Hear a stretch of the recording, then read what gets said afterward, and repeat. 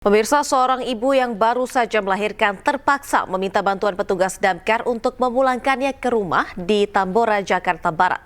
Hal ini dikarenakan ibu tersebut masih lemas usai melahirkan.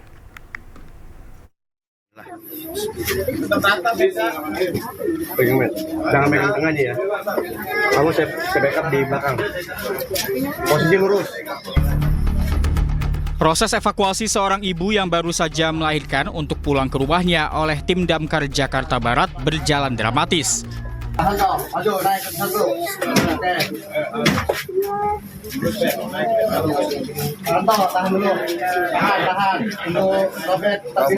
Berdiri aja posisinya, Pak. Tim Damkar harus menggunakan tandu dan menaiki anak tangga yang curam. Dengan kehati-hatian, tim Damkar mengevakuasi ibu ini menuju rumahnya yang berada di lantai 2. Usai melahirkan di puskesmas, ibu ini tak bisa pulang ke rumah karena kondisi lemas. Apalagi kondisi rumahnya sempit dan berada di lantai 2. Sehingga keluarga menghubungi petugas Damkar untuk membantu kepulangan ibu tersebut. Oke, kalau dia ke saya langsung kasut. Iya. Awas kalau nih. Awas pas.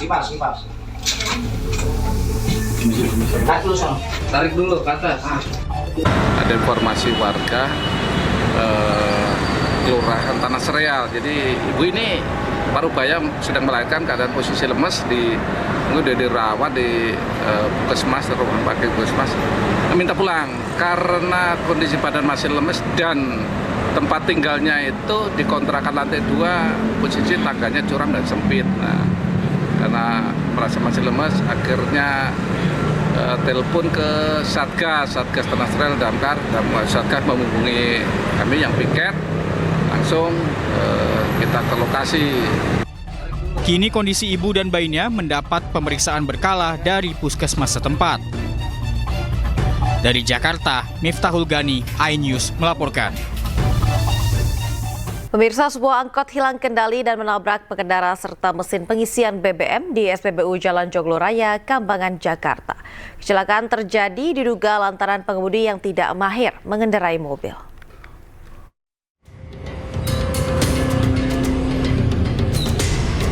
Sebuah angkot hilang kendali dan menabrak pengendara serta mesin pengisian BBM di SPBU Jalan Joglo Raya, Kambangan, Jakarta pada Sabtu dini hari.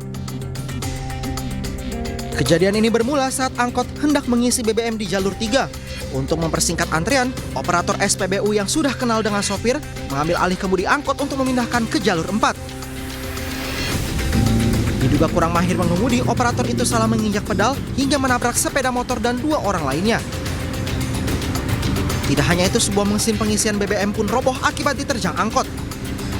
Ya sekiranya kurang lebih kurang dari jam 1 lah. Jam itu malam ya? Pada saat kejadian itu kondisi pom bensinnya gimana Pak? Sepi atau rame Pak? Ya lagi agak sepi, nggak begitu rame. Memangnya kalau jam 1 kan udah agak sepi Pak. Itu jalan-jalan yang isi lah kalau di 1. Kejadiannya, ya katanya sih operator itu minta majuin mobilnya, mobil angkot itu. Supirnya ya ngasih aja lagi. Jadi operator SPBU-nya itu bawa mobil Pak? Iya, dia yang majuin gitu. Meski sempat tertabrak angkot, korban hanya mengalami luka ringan dan telah dilarikan ke rumah sakit usai kejadian. Sedangkan kendaraan dan mesin pengisian BBM yang rusak akibat tabrakan telah dipindahkan. Dari Jakarta, Miftahul Gani, iNews melaporkan. Diduga hilang kendali, sebuah truk tronton menabrak sepeda motor dan menghantam sebuah rumah di Kota Bengkulu. Naasnya kecelakaan ini menewaskan satu penghuni rumah yang merupakan ibu hamil.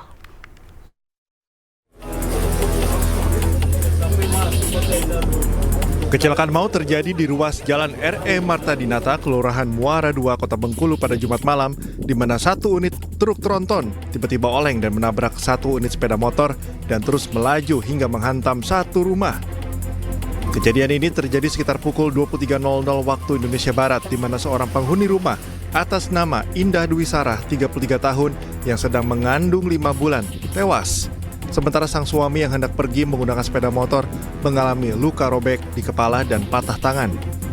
Kejadian ini bermula saat ia hendak mengendarai sepeda motor, namun tiba-tiba dari arah berlawanan truk tronton langsung berbelok ke arahnya hingga menghantam sepeda motor yang dikendarainya.